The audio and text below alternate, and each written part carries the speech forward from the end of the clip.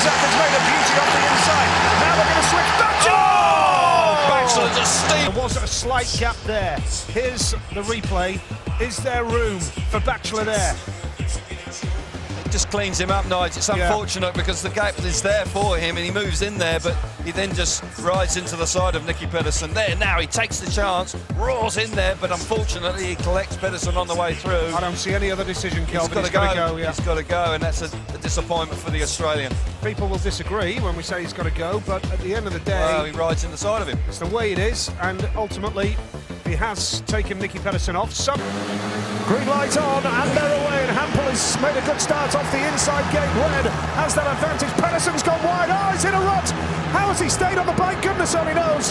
And Holder has come through into second now. Woffington is holding the inside line, but Holder has got the better of Woffington. The lead is with Hampel. Second place, Chris Holder. Ty Woffington third, and Nicky Pedersen struggling to control the bike. Well, how on earth did Nicky Pedersen stay on board there? He was all over the place in the first corner. Did remarkably well just to stay on his bike. Hampel away from the inside was sharp this time. Oh! Holder off the bike quite quickly. You see it here now, look. Just hits a rut and the bike leaps away from him and he has to bail off the bike.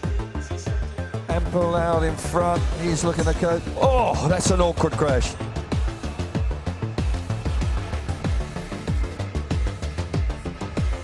Well, they did complete the 4 laps there, we're told. Last time, well, they're away, and it's Troy Batchelor in blue, the Australian, but charging hard up the inside in white. Super ride from Jason Doyle, the Australian here, up against his fellow countryman Troy Batchelor, and charging hard as well. Matt Janowski in yellow, and Zagar now coming through into third. Just gets the better of Janowski. It's really fast and furious here now, and Jason Doyle, well, he is taking out his anger and frustration on his rivals here. What a way to respond, Nigel, because he's riding brilliantly. He's looking good out in front. Got to say that Zago, who was unbeaten before this ride, has swapped places with Janowski and is into third. And Batchelor, who made the start initially, is hanging on to second place. Janowski up the inside. Oh, this is tight. It's going to be a good last lap for second place.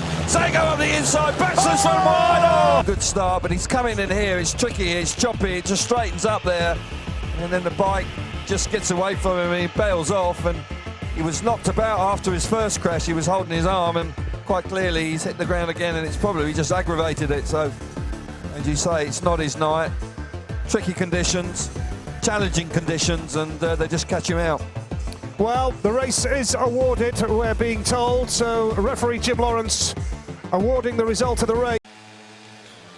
Away from the start, it's a good one from Jonsson. Oh, they all squeezed up, and that clutches out. Jonsson makes a good start. They just come charging there with Janowski once again coming across from the outside, and unfortunately for Everson, he gets just clipped coming into the corner here. Janowski will be gutted that he's got to do it all again. Be all fall back. I can't believe that Craig Ackroyd, the referee, will be taking anybody out for that. That was a classic case of bunching as they entered that first corner. You see here now, his legs just taken away there. Pedersen can't get out of this super lineup. Here we go, heat number 4, and Woffington's made a good one, but what about Hancock from the outside? Gate number 4, working a treat once again. Now Hampel trying to go around the outside. Woffington who closes the door, and he had to as well, because Hampel was threatening to pounce. This is vintage Greg Hancock from the outside. Gate number 4 has the lead, has the race under control. Woffington is second. It's Jason Doyle third, and Jarek Hampel at the back. Well, Doyle there was very forceful to get the better of the pole. Jarek Hampel, he came round the outside. Very brave move indeed. What a start that was from the outside. Gate 4 working brilliantly on the opening races. Woffington's got speed though. Keep your eyes on Ty Woffington. Here we see it again. The two boys really having a go at the front. He's all on his own. Comes into that first corner. Yeah, the back wheel just lets go on him. Catches him out. Just lands slightly off. You can see it's quite slick there now already. Back tire just let go on it. Not really an error there. Yeah, Killerman's always good to watch, and he's made a good start. Absolute jet propelled Peter Killerman, but look at Cook. He's just switching up the inside. Can he take him wide? No. Killerman blasts around the outside, and that's a lovely move from Doyle. Jason Doyle in white. Here comes Killerman again. Down the home straight. Wonderful Speedway. Oh, he's gone. He's gone. Into the first turn, second time around. Half a gap. Charging up. He was in front. Runs in narrow, but inevitably, because when you do that, you're going to run across the corner. Here's the good angle to watch. He's hit his knee. He's hit his knee there. And the front wheel. There you go. I think Doyle's going to have to go here, Kelv. Tough on Doyle, because Doyle just momentarily just about gets There his he hits nose his in leg. front, but wasn't quite enough room for him, really. Had the front wheel well over the inside line. I fear for Doyle here. I think he's going to get excluded. If there was no contact, Kelv, Oh. Doyle might have got away with that. Well, Kilderman wouldn't have gone down, would he? There you go. That's a very good point. Well made. Oh, he number 16 can hold to get there. Yes, he can. First turn. He is well clear already. He's making it look easy. And look at this from Batchelor at the back now coming through. Charging into second. Now Harris goes over the white line with the front wheel. He's going to try and hold second place. What a battle. 3 abreast almost. And Batchelor goes down. Well, wide on the outside. We see it here. 3 abreast. Harris there on the outside, and Batchelor just runs out of racing room. I fear that he will go here, unfortunately. Almost an innocent victim. Let's have a look here. Harris just lifting. Everson's up the inside of Harris. Harris desperately trying to close the door. Yeah, he's just caught there wide. There was a little bit of contact as well, but I just wonder whether Gardell will exclude Batchelor for that. Yeah, he has. Yep, he's gone. He has. Yep. Batchelor's the one to go, and that's a little bit hard on the Australian there. He just found himself in a very awkward... Heat 17 it is, and they're away this time, and Pedersen's made it, as you would have expected.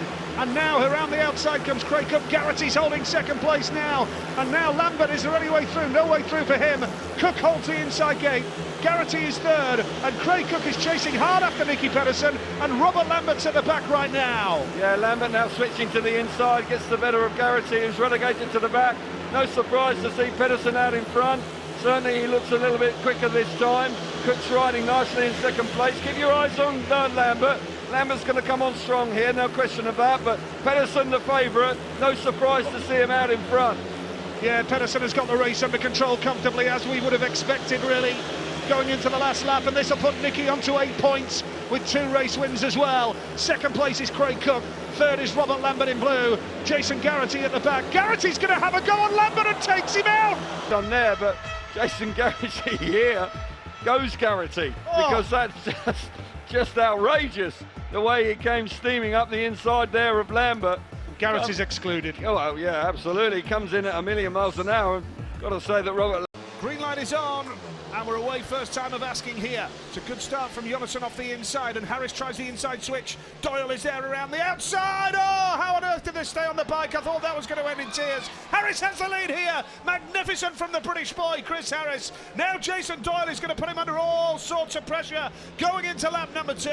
And third in blue is Kaspar Zeuks of Latvia. I thought that was going to end in tears at one stage, but Chris Harris just picked them off, and he has the advantage now. Yeah, what a ride from Harris. He's done very little this evening, but he made a really good move in the first corner, and it's paid massive dividends.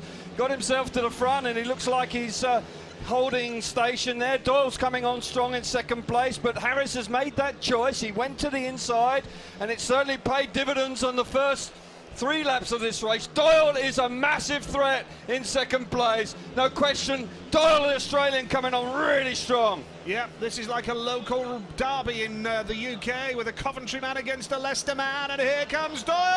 Oh! The inside now. Lets the bike run in there. Harris coming back across. Oh. There's a little bit of contact there, unsettles him. I fear for Doyle here. Bang. Out. Gotta go. Yeah, that's unfortunate for Jason Doyle, because second place would have put him onto 8 points, and 8 points is often enough to make the semi-finals. And Doyle Marek looks over his Wojciech. shoulder. Doyle looks over his shoulder. Oh, as he if does. It is then. Here we go. It's a super start from Woffington off gate number 2. Now what can Janowski do? Woffington has the lead, and he's pulling clear now. Janowski comes through into second place, and now Janowski will challenge Woffington. Now Killerman has gone down. It just seems as though Killerman just ran out of room, Kelvin, didn't he?